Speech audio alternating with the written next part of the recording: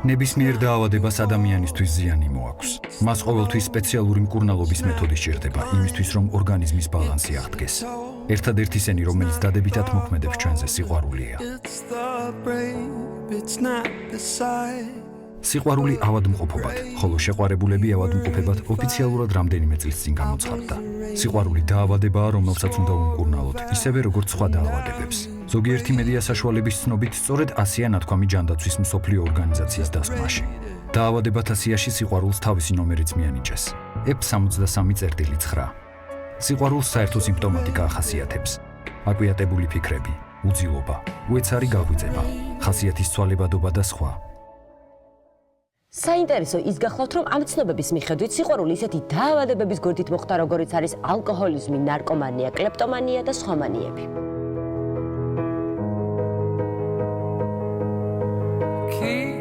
თანამედროვეობაში მეცნიერები ადასტურებენ, რომ სიყვარულის პროცესს ორგანიზმში დიდი ქიმიური რეაქციები ახლავს თან. ერთ-ერთი მკვლევარი სიყვარულის პირველ ფაზას ასე ახასიათებს. თავის ტვინში განსაკუთრებული ქიმიური ნივთიერებები გაუმუშავდება, რომელიც ნეირონებში კონცენტრირდება და სწორედ თავის ტვინის ეს ნაწილებია ადამიანის ემოციებზე პასუხისმგებელი. მარტივად თუ ვიტყვით, შეყვარებული ადამიანი თაყვანისცემის ობიექტის გარდა ვეღარაფერზე ფიქრობს. გარდა ამისა, კვლევების შედეგების თანახმად, მეცნიერები ამტკიცებენ, რომ თვით ყველაზე რომანტიკული და ძლიერი სიყვარულის გრძნობა შეუძლებელია 4 წელიწადზე მეტხანს გაგრძელდეს. ამის მიზეზი კი ადამიანის ანატომიური აგებულებაა. მათი თქმით, ფიზიოლოგიურად შეყვარებულობა ფაქტობრივი აკვიატების მდგომარეობაა.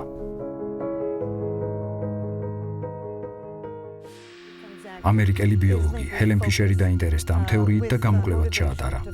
აღმოჩნდა, რომ რომანტიკული სიყვარულის განცდას ერთი უბრალო ქიმიური რეაქცია, ჰორმონის გამოყოფა უზრუნველყოფს, რომელსაც ფერომონი ჰქვია. ეს არის ნივთიერება, რომელიც საპირისპირო სქესის წარმომადგენლებს იზიდავს. მთელი ეს ემოციური აურზაური ჩვენს გონებაში სწორედ მისი ბრალია. თუმცა კვლევებმა იცით საჩვენა, რომ ეს ნივთიერება სტაბილურად დაახლოებით 12-17 თვის განმავლობაში გამომუშავდება. შემდეგ უკვე ამ არეულ მდგომარეობას სხვა ნივთიერება, ენდორფინები, სიხარულის ჰორმონები ცვლის. მას ტვინში ჰიპოფიზი გამოიმუშავებს. სიყვარულის გრძნობის გამყარებაზე პასუხისმგებლობა სწორედ ამ ნივთიერებას აკისრია. ზოგიერთი მეცნიერი მას ხუმრობით საიმედო ურთიერთობის მოლეკულასაც კი უწოდებს. ენდორფინების მოქმედება ძალიან გავს ტკივილგამაყუჩებლის მოქმედებას. გარდა ამისა, ისინი ეიფორიულ მდგომარეობაში ამყოფებენ ადამიანს. რა კავშირი აქვს გულს სიყვარულთან? რატომ გვიჩქარდება გული, როდესაც საყვარელ ადამიანს ვხედავთ და რატომ დაფრინავენ მუცელში პეპლები? თქვენ წარმოიდგინეთ, ამ ყველაფერში თირკმლის ზედა ჯირკვალია დამნაშავე, რომელიც ადრენალინს გამოიმუშავებს. ამ ჰორმონის გავლენით გული უფრო ხშირად ძგერს. ეს არის და ეს. ზოგიერთი ამას სიყვარულის რიტმს უწოდებს. ამერიკის ერთ-ერთი უნივერსიტეტის მკვლევარები იმ დასკვნამდე მივიდნენ, რომ ზემოთ აღწერილი ქიმიური რეაქციების კასკადი სრულფასოვნად, ანუ ყველაზე მძაფრად, მხოლოდ ერთხელ შეიძლება დატრიალდეს. ამით მეცნიერებს იმის თქმა სურთ, რომ ადამიანს ჭეშმარიტი სიყვარული მხოლოდ ერთხელ შეიძლება ეწვიოს. ამიტომ ჩვენი მიზანია ვიპოვოთ ის, ვისთანაც მთელი ეს ქიმია ყველაზე ეფექტური იქნება. ოღონდ ძებნაში ქიმია სამწუხაროდ ვერაფერს დაგვეხმარება. მაგრამ აი ერთ მშვენიერ დღეს დაინახავ მას და უკითხავად იწყება რეაქციათა ციკლი. სიყვარულზე პოეტები წერენ ლექსებს, წერილები ნაწარმოებებს, მხატვრები ხატავენ ტილოებს, მუსიკოსები ქმნიან შედევრებს. შეყვარებულები ხან გმირობებზე მიდიან, ხან კი დიდ სისულელეებს ჩადიან. და ეს ყველაფერი თურმე უბრალოდ ქიმიის ბრალია. ადამიანებმა ეს არ იციან.